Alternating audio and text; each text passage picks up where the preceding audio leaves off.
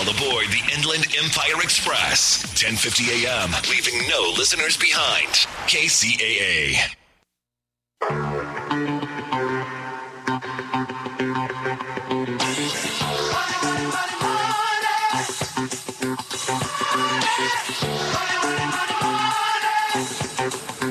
Welcome to Money Talk with Jesse Torres, and I'm Aaron Michael Sanchez.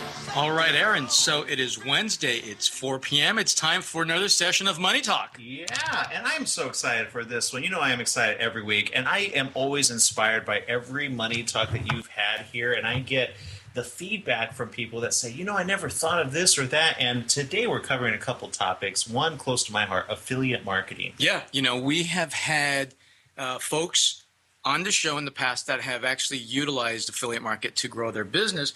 We've even had Crystal Santos, who is a stunt person, but who also played a very critical role in the early stages of the whole field of affiliate marketing. And so she's been on the show and she's spoken to how valuable a tool affiliate marketing is. So I'm excited to talk about affiliate marketing and all that it means. Yeah, and we will be joined later on with Stephanie Robbins regarding that. She has 20 plus years of marketing experience, but of that, about 6 years in affiliate marketing, which began in 2008, and she's been very successful at it. I'm a pleasure to have her on later on in the show. Yeah, you know, and I, quite honestly, I want to talk to her about my personal ventures. You know, my how can I use affiliate marketing to further, you know, my speaking engagements, for example, my workshops and things of that nature, because I know, and I've spoken to folks who say you need to get the power of the crowd behind you. That's true. To sort of help you get the word out. And we do a great job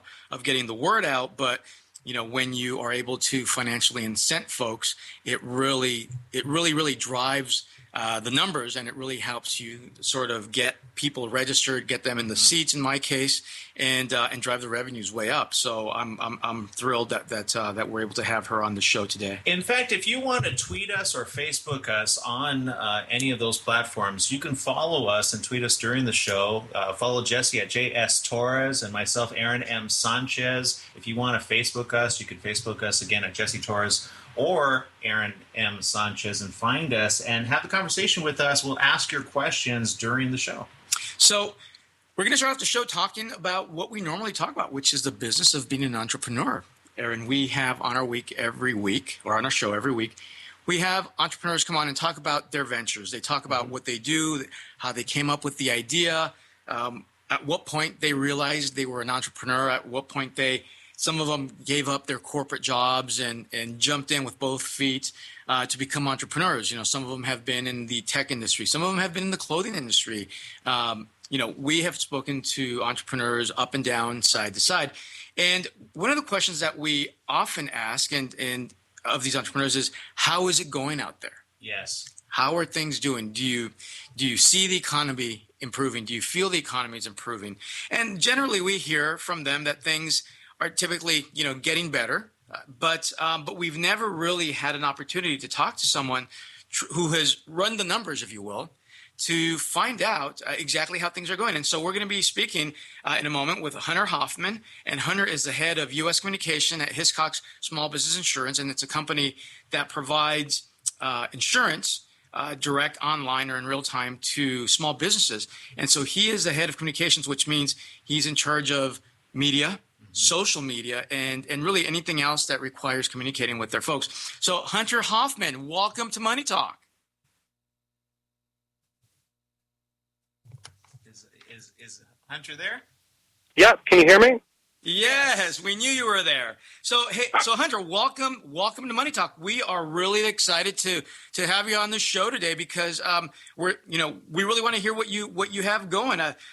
As I had mentioned a second ago, you are the head of U.S. communications at Hiscox Small Business Insurance. Can you just real briefly to get us started, kind of talk a little bit about what Hiscox does with respect to your line of business, and then what you guys recently completed with your study? Sure. At Hiscox, we work with thousands of small businesses every week, and what we want to do is make it easy, transparent, understandable, and affordable for small businesses to protect themselves. It's often a thing that people aren't sure, how should I be protected? How much should I pay? What coverage do I need? And we try to make that whole process really easy, either through our website or at our call center until 10 p.m. Eastern Time every day. And what we're here to talk about tonight is our 6th annual DNA of an Entrepreneur survey. And we've been doing this for 6 years. We spoke to 3,000 small business owners from the U.S., United Kingdom, and throughout Europe. And what I wanted to share with you tonight were some of the results that we had from the U.S. overall, but also what we saw in California and in the western region of the United States. So let me ask you, Hunter. So you all are an insurance agency. You provide insurance to these small businesses across the board, as you said. But you conducted the study, the DNA of an Entrepreneur. What has prompted you and your firm for the last 6 years to study what I would consider to be small business sentiment? What's the driver behind that? Well, what we want to be is not just an insurance provider, but a resource for small businesses, providing tips, tools, everything they need to start and grow their business. And we do that through our blog, through our social media channels, and through surveys like this that gives them a feeling of what are other entrepreneurs thinking about, what challenges do they have, what are they looking forward to in the year ahead, and how does that match up with their own personal sentiment? Yeah, well, and that's great. So many companies out there are so focused on just delivering the basics, and it seems like you guys are going just a little bit beyond, and really, like I said, finding out what that sentiment is, and I suspect that it will help you from competitive reasons as well as from the perspective of shaping your products and services. Now, let's go ahead. Let's jump into this DNA of the Entrepreneur study, because I'm really curious to find out, exactly what it is and what you found out. Yeah. To start off, this year, optimism is on the rise. Over half of small business owners in the U.S. are optimistic about the year ahead. That's up 6% since 2011. Half of small business owners in the U.S. said they had seen a growth in revenue over the last year, and 57% saw a growth in new customers. So what that says to me is that we're starting to turn the tide, and that's not going to be the truth for every business and every sector and every state of the country, but overall things are starting to go better. Optimism is starting to increase. Now, and that's a great point. So, generally across all segments, 51% of small businesses are optimistic, but are there any particular industries that you focused in on as part of your study? There's a lot of different areas that we looked at, and we also looked at what people said in California specifically. And what we saw in California was the small business owners there are more optimistic. 64% are optimistic in California, and that's up from 51% in 2014. So that's telling me that there are going to be regional differences across the country, and it's going to depend on what industries are strong in different states and how the regulatory and financial environment is affecting them.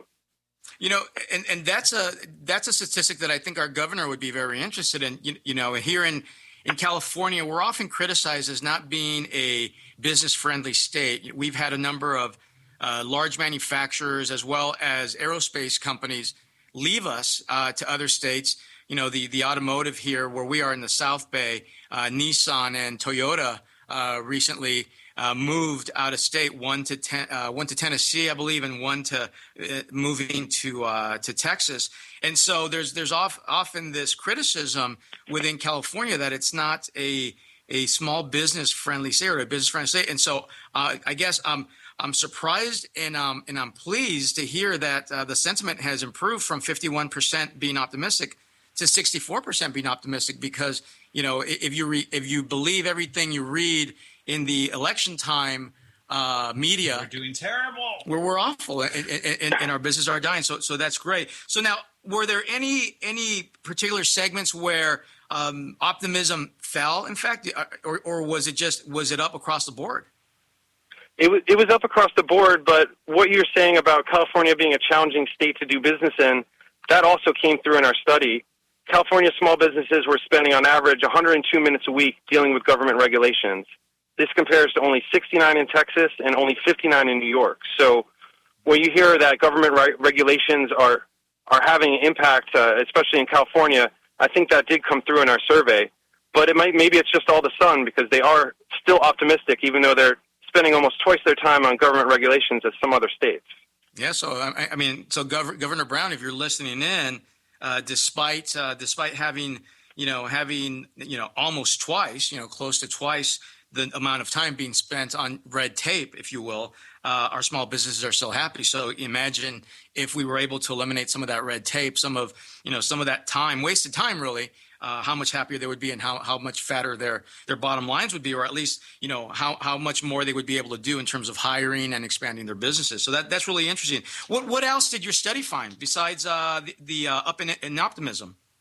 Well, in terms of government regulations across the board, we found 74% of small businesses think that national elections, like the one that we're going to have on Tuesday, are important to their business, and 61 said government regulation is a big burden, a major burden to setting up a small business.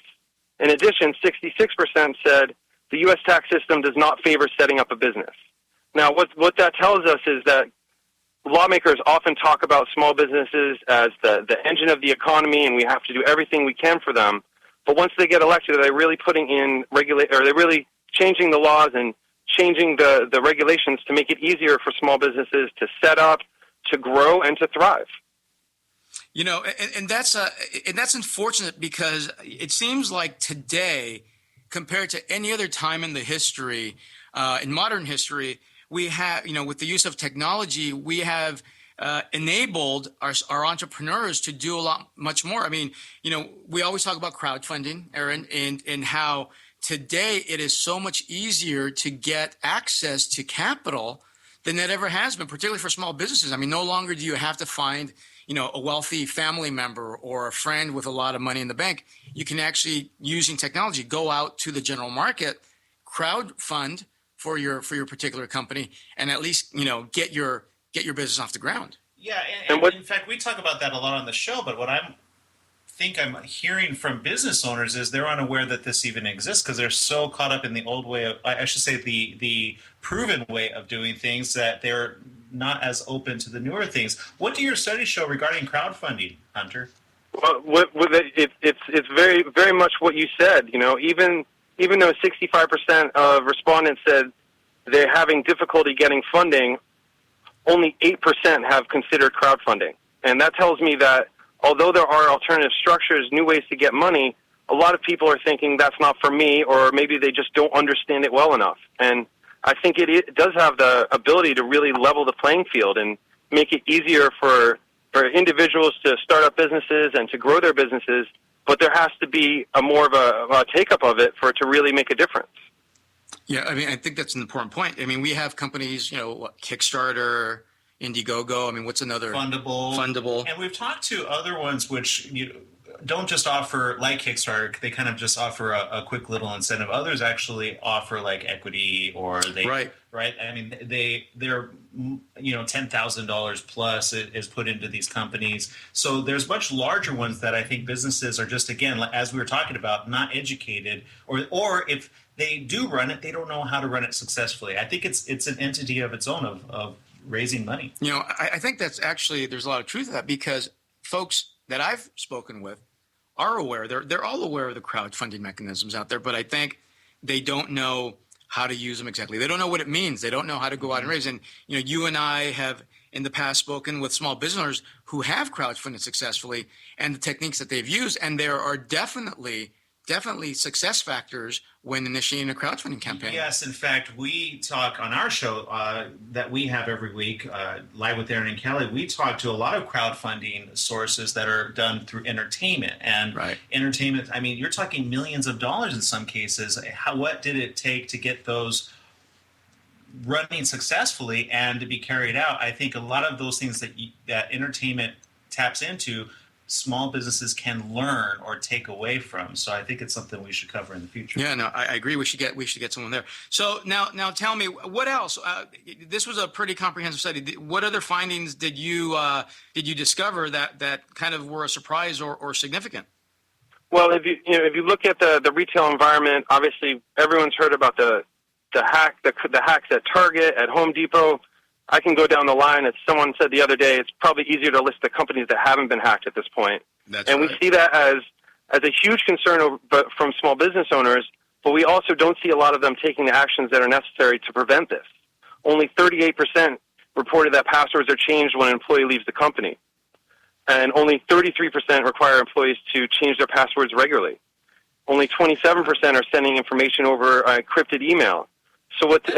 That's even worse, only 15% have the locks on the door, but the biggest locks could be for that disgruntled person you just fired. They have all of the passwords to your accounts. Well, and I think it goes even beyond that. In the large companies and these large organizations, and I have actually served as an information security officer for large banks. And, I can tell you that we spend a lot of time training the employees in these environments, teaching them not to leave their password sitting around on the sticky note, not to stick it underneath their keyboard, not to name their password the name of their kid or the name of their dog. Larger organizations spend a lot of energy, a lot of time protecting their information assets. But I think you're right. I think for small business owners, they don't realize, and what I mean by small is, I just mean not the large, not the targets of the world. I think these business owners don't give enough thought to the potential danger. And that's the one that you mentioned specifically is a great one is, what about that employee that you fire who gets upset and decides to go online, log into the system, and either steal the information to give it to a competitor that they're going to work for, delete the information, or just corrupt the data, change the numbers or whatever it might be. And so that's a real interesting statistic. Now, Hunter, it sounds to me, you guys have kind of covered a pretty wide swath of topics here. So you've covered your information security aspect. You've covered the government regulation. How many different topics did you cover in the study? The study is about 35, 40 questions, including some of the demographic info. But what we want to look at is what are they looking forward to? What are they optimistic about? What are their challenges? And then what are their thoughts on some key issues like cybersecurity that are relevant to everyone? So you mentioned how these small business owners are optimistic. Another topic that we speak about frequently here is innovation. Mm-hmm. And did you ask about just new product rollouts, new product development, things of that nature? And here again, you see something where maybe their minds are more optimistic than what's actually happening on the ground. Only 22% reported developing a new product or service in the past year, but 66% said they're planning to launch one next year. And what that tells me is they're optimistic, but as any small business owner knows, it's not as easy as just saying you want to do it. You need to find the right product, have something that's actually meeting a need in the marketplace. So we see a lot of interest in launching new products, but looking at last year, the majority of them didn't. Yeah, and that's consistent with what I see as well. I teach an innovation workshop where I walk folks through what it takes to sort of get yourself prepared for discovery, if you will. And I can tell you that everyone in these workshops is excited and wants to have a breakthrough moment, if you will. But as you dig deeper and deeper, you realize that they really aren't doing anything to move themselves forward. And in many cases, it's quite honestly, it's because they don't know where to begin with the process of innovation. Aaron, you and I talk about this all the time. I tell all of my students, have a what, Aaron? What do I tell all my students to carry around with them everywhere? Have a notebook. Have a notebook. And one that is readily accessible so you could just write down your notes really quick. Yeah. Because that's the one key. It takes 1,000 ideas to finally have one that comes to fruition that actually hits it and makes it happen. And so I guess I'm not surprised that these small business owners are optimistic, but I'm also not surprised that such a small percentage of them have actually followed through and executed on that plan, because it is a process, and it is one that if you don't really know how to move along that process, you're not really going to be successful, and you might be frightened away. What else, Hunter? What else should we know about your study? What's gone on? I think one thing that stands out to me and what we always ask is, what are your biggest concerns for the year ahead? The biggest concerns were not being able to attract new clients, 43%, having to pass cost increases on to customers, 36%, and the rising cost of debt at 31%. So if you look at, what are the issues that are keeping small business owners up at night. Those are the three things that stood out. Yeah, and I think it's funny. I was having a conversation yesterday, and I was speaking to a team of business development folks, and they were incredibly fearful. They were very frustrated because they were struggling, and these were financial services providers, and they were from smaller financial service firms. And what they were explaining, and I think this is a good point to make to our audiences, what they were explaining was that the big financial service providers, the big guys, the multinational and the global guys, were actually, because of the bad economy, during those years of the bad economy, actually had to sort of go down a few notches, a few levels in terms of the size and the scope of the deals that they were looking for. So I'll give you an example. If there was a bank, perhaps a large bank that historically would not look at a deal under $5 million because there were so few $5 million deals during the bad economy, they were going down as far as $250,000, which was where these other smaller players operated. And so suddenly you had a big guy coming in to eat the lunch of the smaller guys, and they weren't prepared for it, and they didn't know how to respond to it. And so their big issue was, how, given the new competitive landscape in their industry, how do we go about finding new clients? Did you provide any open-ended response abilities for these guys to kind of to talk about maybe what their ideas were, or do you have any ideas in terms of guidance in terms of new product or new client development? Yeah, we didn't have anything open-ended, and that's because the study's conducted in a few different languages when we get to Europe. So we're looking at Spanish, French, German, and Dutch, also U.S. English and U.K. English, so there are too many variables there. But what we did see, and looking ahead to the elections on Tuesday, were the top three ways they felt that government can help them are, understandably, number one, less taxes, number two, simpler and fewer accounting rules, and number three, what we were just talking about, more lending from banks. Yeah, that's true. And so, and I agree. I mean, that's got to be there. And I think that's getting there, because if I believe what these guys told me, it seems like at least the big guys are getting out there. Now, you talked about cost increases, obviously inflation being, relatively nominal. I mean, it's not a significant burden at this point.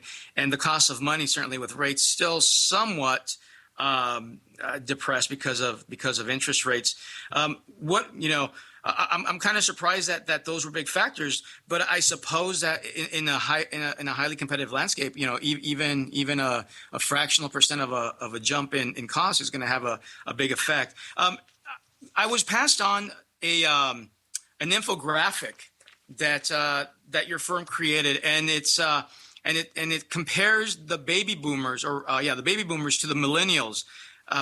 What were your results there? What did you find? And this is what I'm talking about here. And so you can see it's an infographic, and it shows on one side, it shows the millennials, and on the other side it shows the older baby boomers.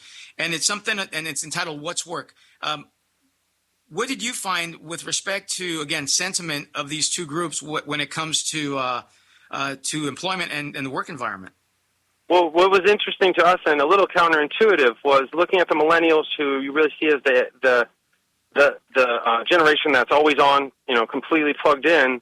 They saw things like reading emails after work, going to networking, going to networking events. They saw that as work. That's a time they felt like they should be paid and they should be on the clock. And then if you looked at the baby boomers, they were more likely to say, hey, that's just part of the job. When I have a job, just because I leave the office at 5 or 6 or 7 or whenever it is, if my boss needs me at 10, I'm on the phone, I'm looking at my emails. So for us, it was a little bit counterintuitive to what you would expect.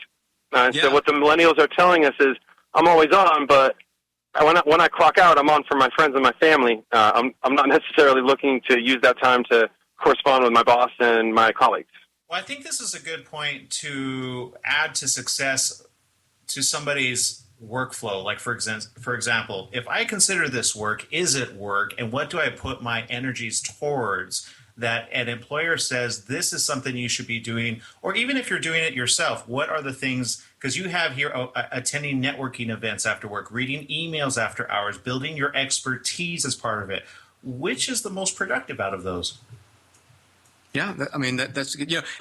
Now, did you look at what the Gen Xers said about this? You know what? The Gen Xers came out right in the middle. So in terms of the disparity, it was really baby boomers and millennials. You could see a huge disparity, and Gen Xers kind of right in the middle. So it wasn't as big of a difference.